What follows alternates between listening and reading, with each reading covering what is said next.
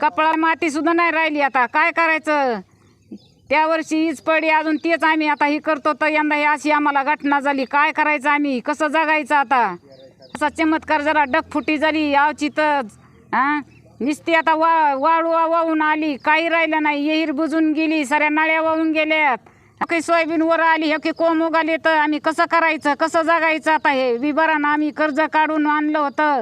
शेरडं करडं इकले, सोनं मोरडं त्या करावं का काय करावं असं झालंय. आम्हाला जगायची वार्ता नाही राहिली. आम्ही काय करायचं?